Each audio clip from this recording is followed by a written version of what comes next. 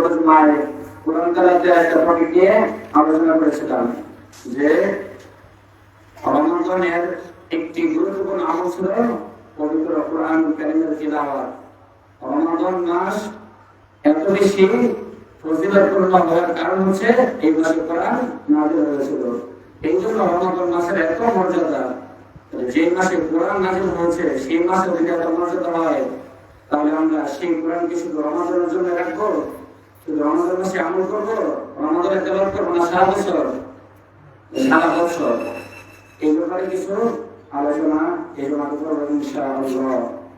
যারা কোরআন তেলাওয়াতের প্রতি মুসলমানরা আরো বেশি অগ্রসর হয়, কেননা কোরআন হচ্ছে মুসলিম জীবনের সকল সমস্যার সমাধান।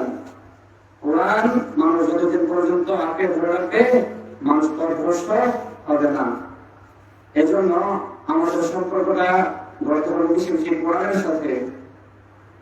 এজন্য মুসলিম উম্মাহকে কোরআনের ব্যাপারে আরো সচেতন করার জন্য আজকে কোরআন কারীমের ব্যাপারে কিছু নসিহত করব। আল্লাহ তাআলা যেন আমাদের তৌফিক দান করেন, সকলে যেন আমল নিয়ে শুনতে পারি এবং আমল করতে পারি। ওমা তাওফীক ইল্লা বিল্লাহ।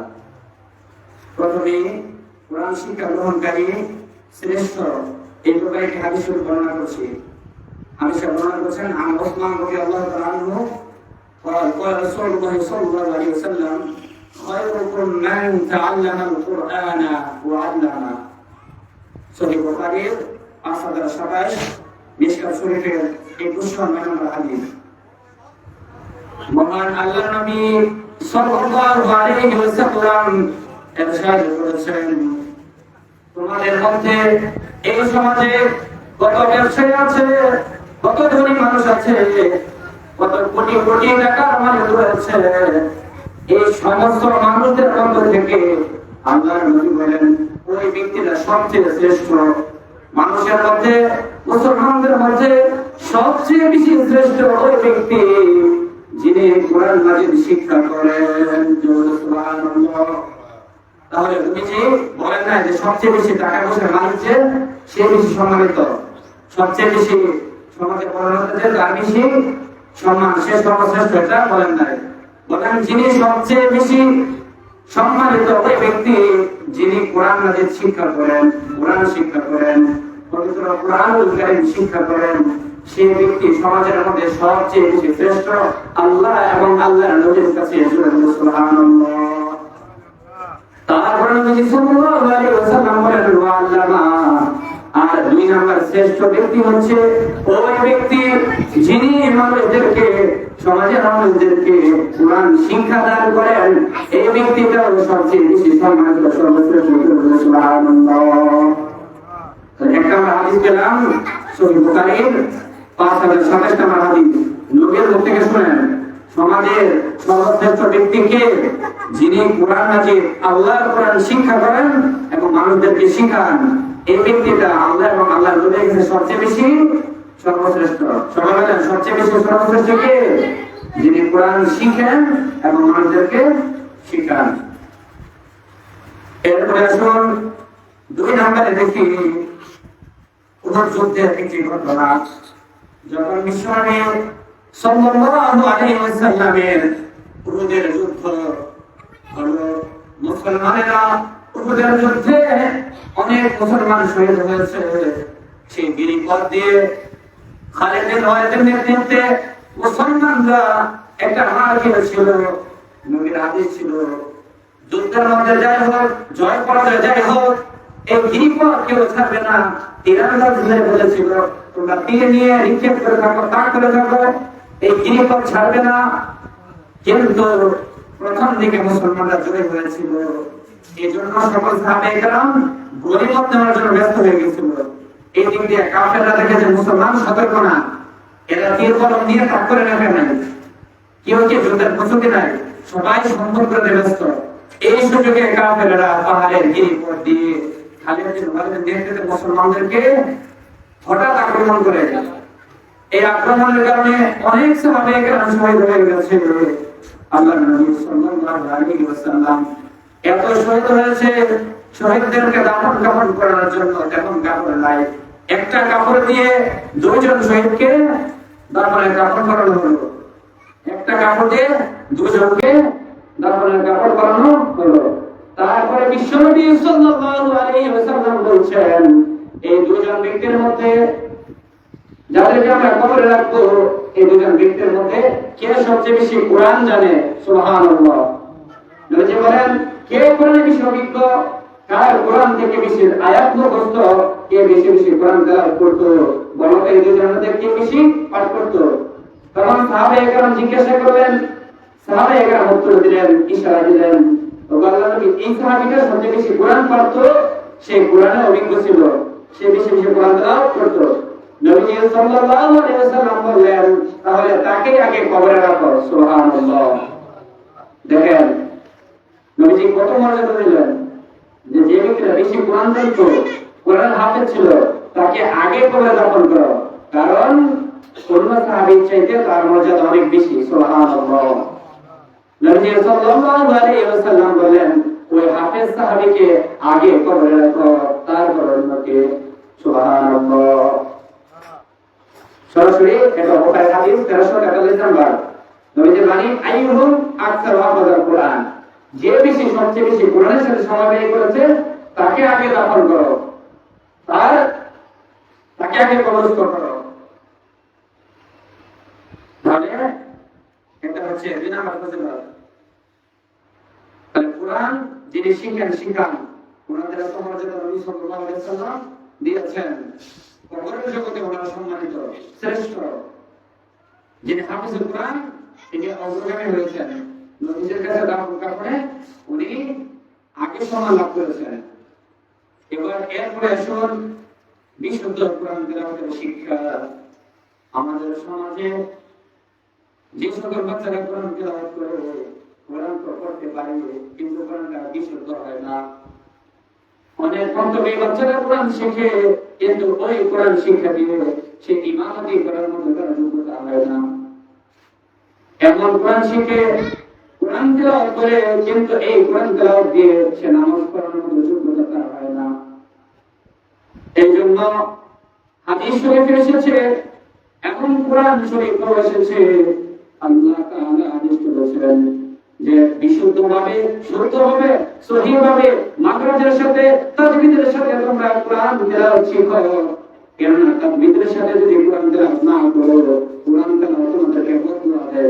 আলহামদুলিল্লাহ। ইমাম জুহাইল ইবনে ইয়ার, ইমাম জুহাইল ইবনে ইয়ার উনি একটি হাদিস বর্ণনা করেছেন, রুবা কারিল কুরআনি ওয়াল কুরআনু ইয়ালামু। উনি বলেন যে আমাদের সমাজে অনেক মুসলমানেরা আছে কোরআন তেলাওয়াত করে, অহরহ কোরআন তেলাওয়াত করছে, সকাল বিকাল সব সময় কোরআন তেলাওয়াত করে, কিন্তু উল্টা কোরআন সে পাঠককে অভিশাপ দেয়। নাউযুবিল্লাহ। কোরআন পড়তেছে, জীবনের শুরু থেকে লাস্ট পর্যন্ত মৃত্যু হয়েছে, কোরআন পড়তেছে, সওয়াবের বদলে কোরআন উল্টা আপনারে বদলা দেয়। কেন জানেন? কারণ হচ্ছে তার পড়াটা সহি ছিল না, বিশুদ্ধ ছিল না, হরফের উচ্চারণ ঠিক ছিল না, মাখরাজ ঠিক ছিল না, বিশুদ্ধ ছিল না, সহি ছিল না। এই জন্য কোরআন পড়তে ভুল করেছে, শুদ্ধভাবে পড়ে নাই, হরফের উচ্চারণ ঠিক করে নাই। এই জন্য কোরআন বারবার থেকে বলে পাঠক, লানত, আল্লাহর লানত। আল্লাহর কোরআন নাযিল হয়েছে একভাবে, আর পড়ছিস আরেকভাবে, কোরআনের অর্থকে বিগড়িয়ে দিয়েছিস। এজন্য কোরআন আর কি হয়, তাকে বদদুয়া দেয়। এজন্য আপনাদের সকলের ছেলেমেয়েদের উচিত সন্তানদেরকে বিশুদ্ধভাবে কোরআন শিক্ষা দেওয়া। যেন সে ডাক্তার হোক, ইঞ্জিনিয়ার হোক, ইউনিভার্সিটিতে পড়ুক, সে পিএইচডি হোল্ডার হোক, সে ইঞ্জিনিয়ার হোক, সে জাগতিক যে কোনো পদে সে কর্মরত থাকুক, সে যেন তার সেই কর্মস্থলে ইমামতি করে নামাজ পড়াতে পারে। এই যোগ্যতার যেন, এই বেসিক যোগ্যতা যেন তার থাকে, এটা আমাদের সকল মুসলমানদের উপর ফরজ। আপনার সন্তান আপনারা জানাজা পড়াতে পারে না, এই যোগ্যতার পর্যন্ত তার নেই, অথচ বিদেশ থেকে টিকে এনেছে, সে সবচেয়ে বড় শিক্ষিত, কিন্তু এই শিক্ষার কি মূল্য?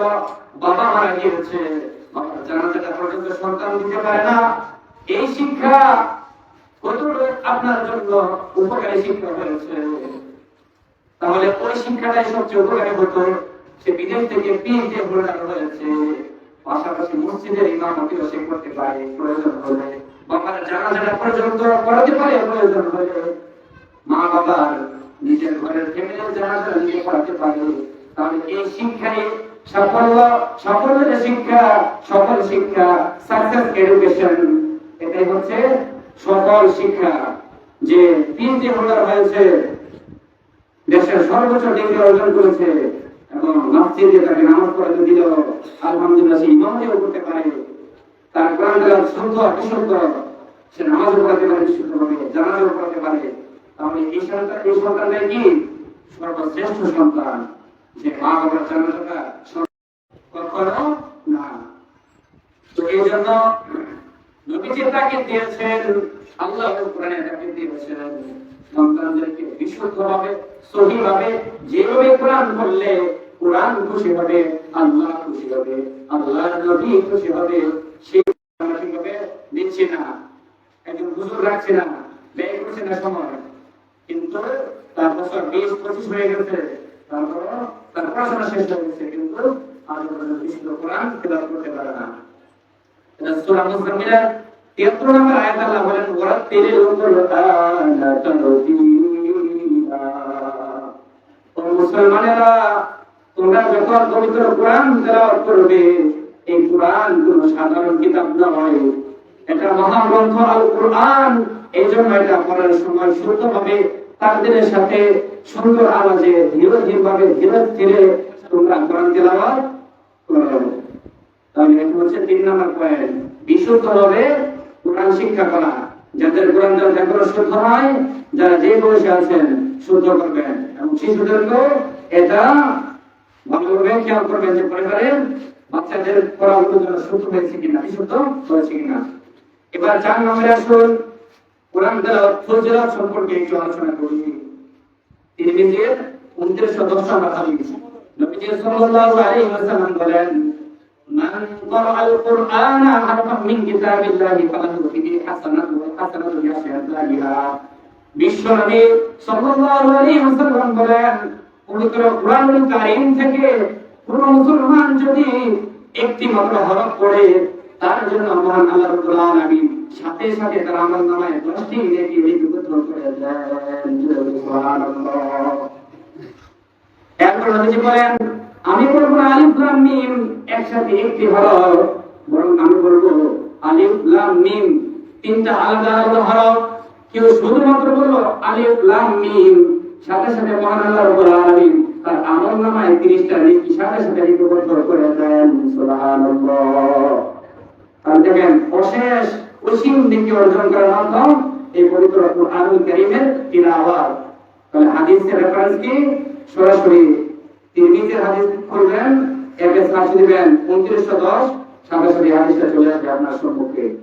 কোরআন তেলাওয়াত একটি হরফ পড়লে 10টি নেকি, রমাদান মাসে পড়বেন একটি হরফে 70টি নেকি। সুবহানাল্লাহ।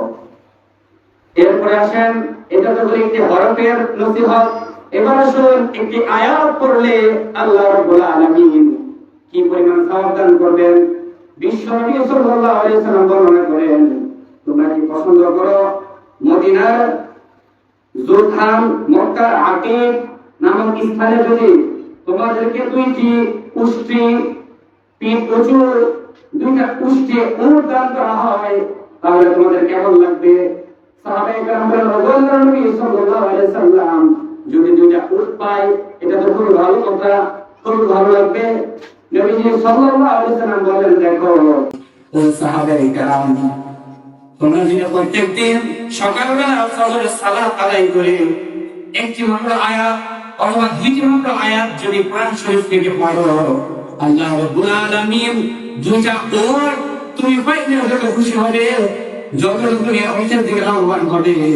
আল্লাহ নবী বলেন, 2টা আয়াত যদি মাত্র কোরআন থেকে পড়ো, সেই 2টা উট থেকেও আরো বেশি আমলনামায় তোমার আমলনামায় সওয়াব আল্লাহ উন্নত করবে। সুবহানাল্লাহ। পরকালে 2টা উট থেকে আরো বেশি লাভবান হবে যদি ফজর নামাজ পড়ে বেশি না 2টা আয়াত কোরআন থেকে তুমি পাঠ করো। সুবহানাল্লাহ।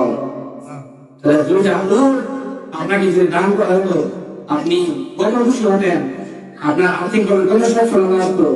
নবীজি বলেন দুটা উটের জন্য আরো বেশি সওয়াব আর আপনার অর্জন হবে। মুঝে কোন ব্যবস্থা আদায় করে দুটো ঘন্টা আয়াত আদায় করো, এটা হলো সম্পূর্ণ উপায়। এরপরে মনে আসেন কোরআন ভারত জাহান্নামে যাবে না। নবীজি সাল্লাল্লাহু আলাইহি ওয়াসাল্লাম বলেন ইকরাউল কুরআন ওয়া লা তাকুরান্নাকুম হাদিহি মাসরাহুম মুআল্লাকা ফাইন্নাল্লাহা লা ইউআযিবু কলবান ওয়াল কুরআন। হাদিসটা সহিহ মুসনাদ ইবনে আবি শাইবা 30,079 নম্বর হাদিস। যিনি সহিহ মুসনাদ ইবনে আবি শাইবা হাদিসটাতে যান, অ্যাপসে যান আর লিখেন 30,079 যদি দেখেন সার্চ দেন সাথে সাথে হাদিসে চলে আসবে। নবীজি সাল্লাল্লাহু আলাইহি ওয়াসাল্লাম বলেন তোমরা কোরআন তেলাওয়াত করো, মহান আল্লাহ তাআলার মহাগ্রন্থ, বিশ্বের শ্রেষ্ঠ জীবন ব্যবস্থা আজও পর্যন্ত অক্ষত সে মহাগ্রন্থ আল কোরআন তোমরা যদি তেলাওয়াত করো আর তোমাদের ঘরে অবহেলিতভাবে কোরআনকে না রাখো। অনেকের ঘরে দেখা যায় সে রমজানের পর থেকে পুরাটা বছর ময়লায় ধুলাবালিতে কোরআন একাকার হয়ে যায়, আমার সারা বছর কোরআনের কোনো যত্ন নেয় না। নবীজির হাদিস শুনেন, নবীজি বলেন যদি তোমরা কোরআন তিলাওয়াত করো, আল্লাহ রাব্বুল আলামিনের কোরআনকে হেফাজত করো, মহব্বত করো আর কোরআনের আয়াতগুলো যদি সিনার ভেতরে ঢোকাও, তোমার কলবের ভিতরে যদি আল্লাহর পবিত্র কোরআনের কারিমের আয়াতগুলো অযুত থাকে, মুখস্থ থাকে, আয়াতগুলো মুখস্থ থাকে, ইয়াসিন মুখস্থ থাকে, আর রহমান মুখস্থ থাকে, তাহলে মহান আল্লাহ রাব্বুল আলামিন বলেন ওই কলবটা মহান আল্লাহ জাহান্নামে জ্বালাতে পারবেন না। সুবহানাল্লাহ। যে কলবে কোরআন আছে সেই কলবকে কি আল্লাহ জাহান্নামে জ্বালাতে পারে? কোরআনকে কি আল্লাহ তাআলা জাহান্নামে জ্বালাতে পারে?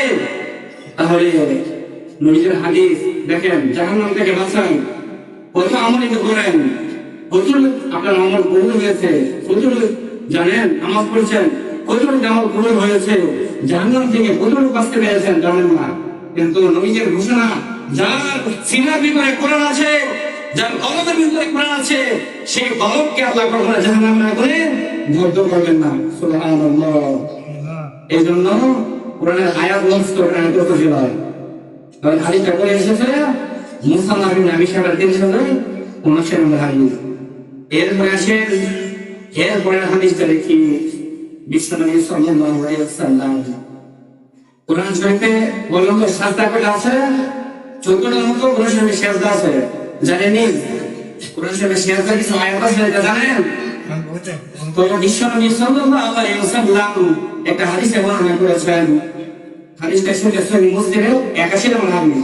মুসলিম শরীফে যাবেন সার্চ দিবেন 81, হাদিসটা চলে আসবে। বিশ্বনবী বলেন যে আল্লাহ রাব্বুল আলামিন বান্দাদেরকে কোরআনের কারিমের মধ্যে সিজদা আয়াত দিয়েছে, আর সিজদা আয়াতগুলো পড়ে যখন বান্দা সিজদা করে শয়তান সাথে সাথে কাঁপতে থাকে, চিৎকার মেরে কাঁপতে থাকে, আর শয়তান বলতে থাকে আমার দুর্ভাগ্য, এবার চাপতে থাকে আমার দুর্ভাগ্য, আমার কপাল পোড়া। আল্লাহ রাব্বুল আলামিন আদম সন্তানকে কোরআনের সিজদার আদেশ করেছে, আর বনি আদম মুসলমানরা কোরআনের সিজদার আয়াত করেছে আর আল্লাহকে সিজদা করেছে, আর তারা জান্নাতি হয়ে গেছে। সুবহানাল্লাহ। আমি শয়তান আল্লাহ আমাকে সিজদা করে আদেশ দিয়েছে, আমি শয়তান আল্লাহকে সিজদা করি নাই, আল্লাহকে সিজদা না করার কারণে আমাকে আল্লাহ জাহান্নামী করে দিয়েছে, আমার গোলার মধ্যে জাহান্নামী করে দিয়েছে, আমি আজকে জাহান্নামী, কিন্তু উম্মতে মুহাম্মাদি আজকে সিজদা আয়াত পড়ে পড়ে জান্নাতি হয়ে গেছে। সুবহানাল্লাহ। তাহলে কোরআনের সিজদা আয়াত পড়লে সিজদা করলে সবচেয়ে বেশি খুশি হয় আল্লাহ, সবচেয়ে বেশি নারাজ হয় কে? চিৎকার করলে সবচেয়ে নারাজ হয় কে? শয়তান। শয়তান একটা চিৎকার করে কাঁপতে থাকে, আরে কি করলাম আমি? এই আদম সন্তানের জন্য আল্লাহকে সিজদা না করে আমি জাহান্নামী হয়ে গেলাম, চিরকালের জন্য। আর আদম সন্তান আল্লাহকে সিজদা করে জান্নাতি হয়ে যেতেছে, সে কপাল চাপড়া। তাহলে এই জন্য বেশি বেশি কোরআনের সময় মেলে কোরআনের সিজদা আইন করা করবেন, ওদের সাথে সাথে একটা সিজদা দিয়ে দিবেন, অনেক খুশি হয়। এরপরে আসেন 5 নম্বর পয়েন্ট, কোরআন সুপারিশ করবে। কোরআন সবাই করে সহিহ মুসলিমের 806 নম্বর হাদিস। দেখেন আজকে আমরা সুপারিশের জন্য কত পিস হাতের কাছে যাই, মানুষের কাছে যায় সুপারিশ করে। এজন্য কত মেহনত করি।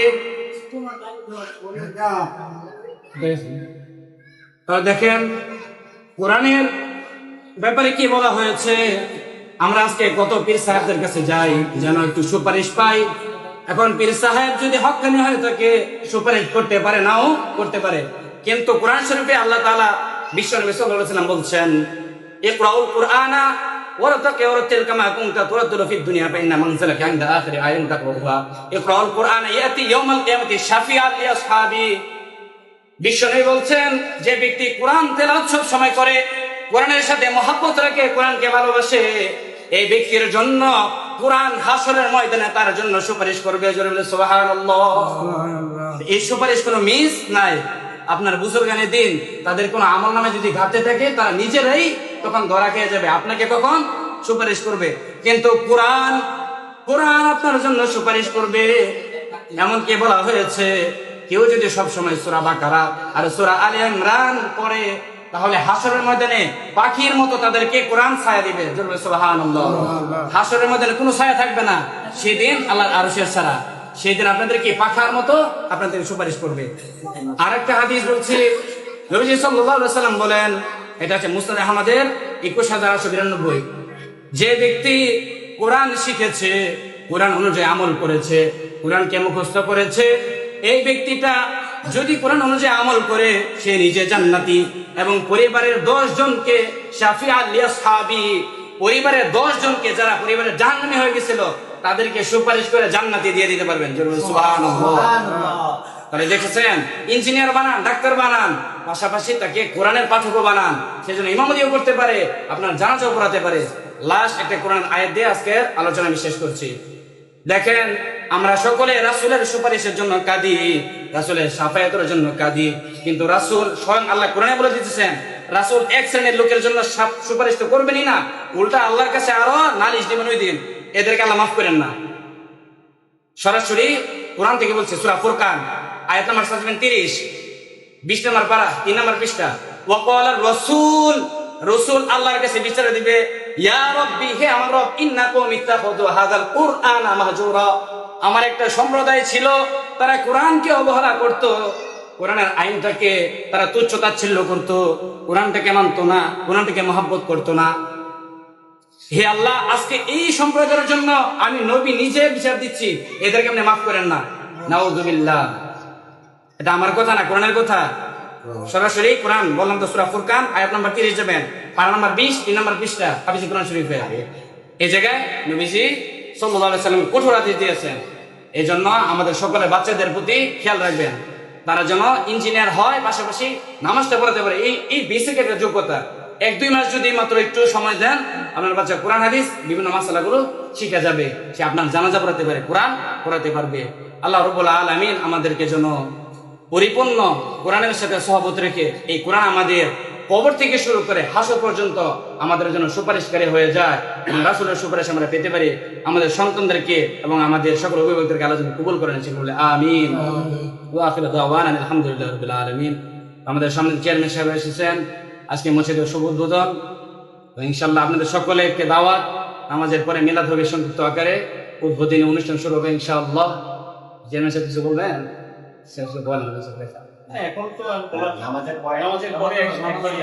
ঠিক আছে, তাহলে ইনশাআল্লাহ যারা সুন্নাত পড়ে না, আমরা একটু সঙ্গীত সুন্নাতটা পড়ে নিই।